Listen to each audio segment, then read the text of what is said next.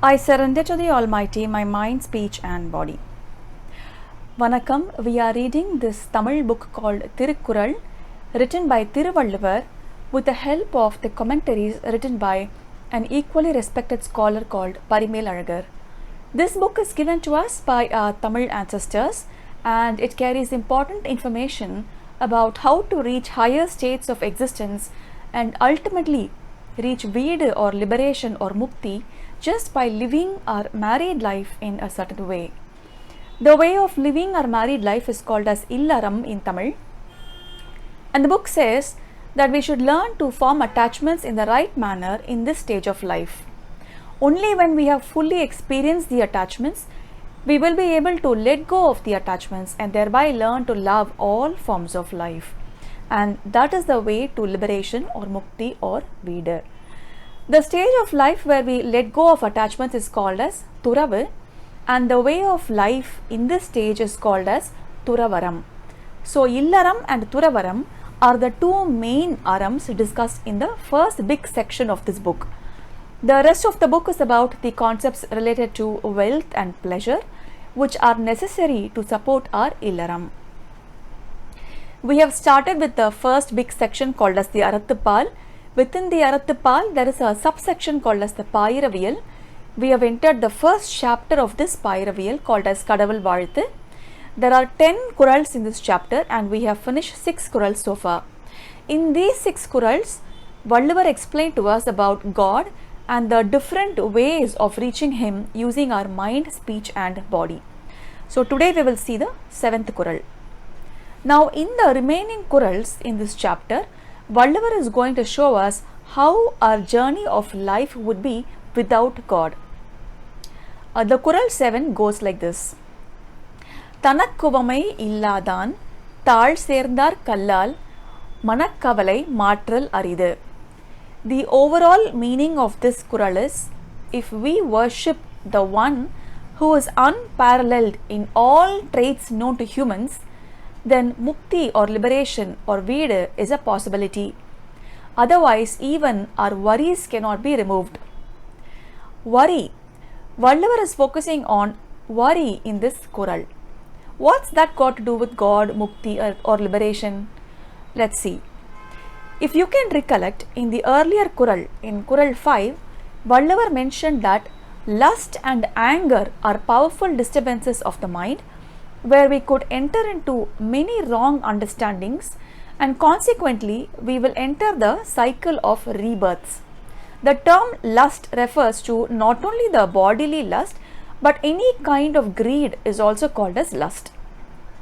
So in that Kural, Kural 5, Valluvar said that lust and anger are challenging emotions that could easily push us back into the cycle of rebirths.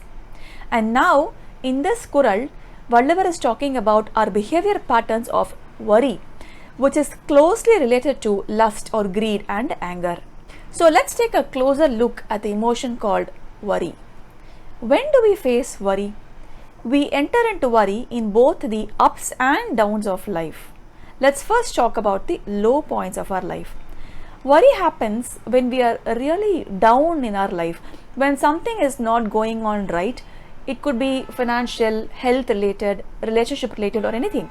When things are actually going against our expectations, then we enter into this emotion called worry.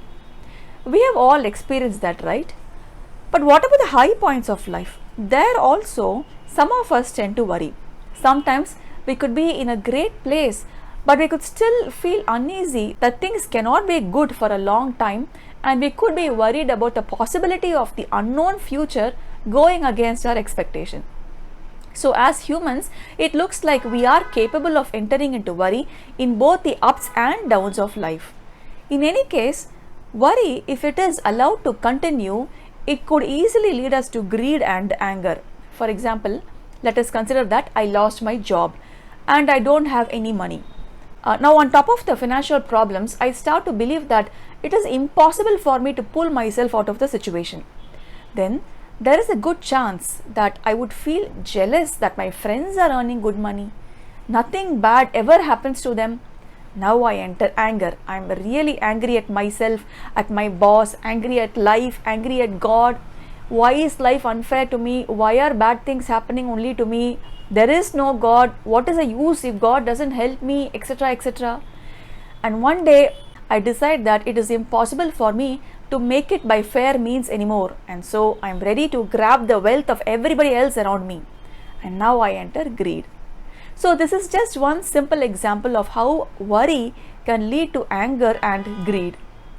When you look closely, we see that when we are in worry, we see only the impossibilities of life and not the possibilities of life.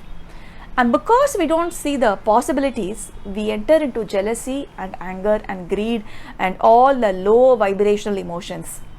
So if we can look at the possibilities of life during our low times, then worry can be lightened. But how do we force ourselves to believe in the possibilities, especially when everything is so low? How do we pull ourselves out of worry? Let us consider, supposedly, that a close friend or a loved one has met with an accident. And the doctor says that they have to undergo a major surgery. Obviously, we will be worried.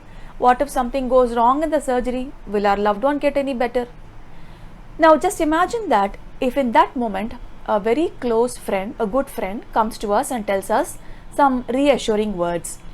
They say, don't worry, I will be by your side and let's pray for the best. We might feel a little better as we have someone by our side. But the friend is not really a doctor, so he or she may not be able to help us drop our worries entirely. But then imagine if an extremely talented and capable surgeon comes to us and says, don't worry, I will help you. I am the best in my field and I know what I am doing and I will take care of everything. There is nothing to worry. Then we will feel more reassured, isn't it? Because the surgeon is the expert in their field and our worries can come down substantially. But then the expert doctor is also a human. Therefore, there is still a slim possibility for things to go wrong, isn't it? So we may not be able to drop our worries entirely. But what if, let's say, that the expert surgeon is superhuman and he or she can never make a mistake ever? Then will we be able to drop our worries entirely? In such a hypothetical case, it is possible, right? Similarly, in all our life situations, what if there was one entity who is better than us and is always perfect in all aspects? That entity is best in everything, will never cheat us, will be more than willing to help us, who just wants to see us very happy, extremely wealthy and healthy, and wants everything that is the best for us. Then how would that feel? Would it be possible for us to drop our worries entirely? I don't know about you, but if such a person really existed for me and is willing to offer that kind of support to me, then I will throw away all my worries aside. And in this Kural, Valluvar says that there is in fact such an intelligent entity that is unparalleled in all aspects known to humans. That entity is what we call as God. Thirukkural says that God is an entity who is unparalleled in all the aspects that we know of. He is the most intelligent, extremely kind-hearted, extremely talented, and basically the maximum limit of all the good qualities that a human mind can possibly think about.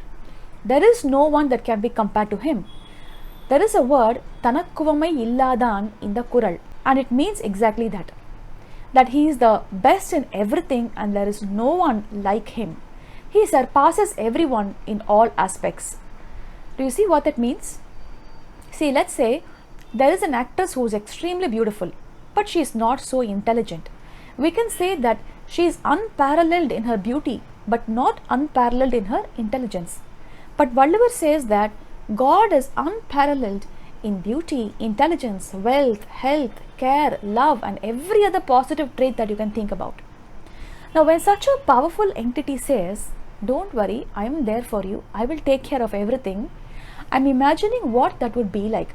Someone who is so powerful, who can alter the course of events of my life and is willing to give me whatever I ask for and is extremely invested in my well-being. If someone like that existed and told me, I am here right beside you, leave it all to me, I will take care, that would just be wonderful, isn't it? If such an entity existed, then surely it would be easy for us to drop our worries. So, if we can bring ourselves to have a belief in the existence of such an entity called God and learn to build a relationship with God and surrender our mind, speech, and body to that entity, then there won't be any worries for us. And therefore, we will not enter into anger and greed, and we can break the cycle of rebirths. And Mukti or Veedu becomes a possibility for us. And this is what this Kural is telling us. Now, how to engage with God in the mind, speech, and body?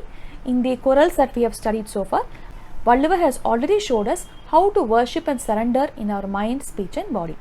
Now, Parimilalagar goes one step further and says that the journey of life without God can never be free of worries.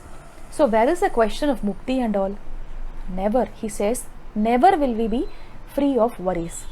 That is a strong word, isn't it? But that also seems to make sense, because in times of lows of life, when everything is falling apart and we are engulfed in our own negativity, it is impossible for us to see any possibility for improvement. There is no one to tell us, don't worry, things will get better.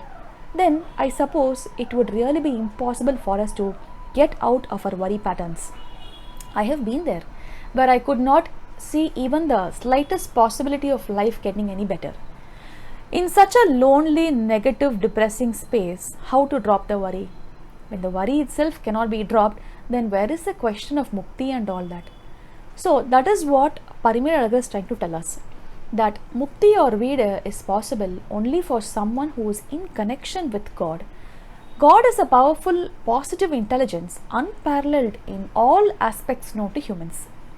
Thanakuvamai illathan, thaazh sernthaar kallaal, manakavalai matral arithu.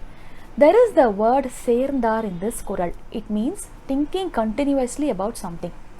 Valluvar used this very same word when he taught us the worship of God using our mind. So in this Kural, Valluvar is showing us what would happen when we don't engage in the worship of God using our mind. What will happen? Even our worries cannot be removed, and we will be stuck in the cycle of rebirths. That's all. So in summary, if we can bring God along with us in this journey of life, there won't be any worries for us, and we will simply surrender all actions and consequences to the higher power, and we will be able to live a joyful life, and even Veedu or Mukti is a possibility. The journey without God, however, cannot be free of even worries. Say Valluvar and Parimilalagar. Personally, I feel whether God is really present or absent, just considering the possibility of the existence of such a powerful entity on my side itself feels wonderful. For a few seconds, the worries do vanish. Right. And with that positive feeling, we come to the end of Kural 7. Thank you all for listening. Nandri Vanakkam.